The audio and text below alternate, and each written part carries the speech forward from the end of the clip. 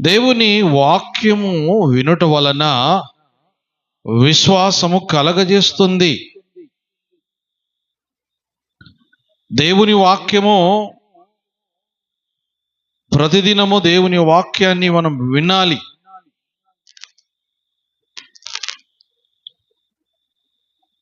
దాదాపుగా దేవుని వాక్యాన్ని రేడియోలో అనేకులు విన్నారు. సాయంకాలం 7 అయిందంటే దేవుని వాక్యాన్ని ఎంతో మంది రేడియో ద్వారా వినేవారు ఉన్నారు.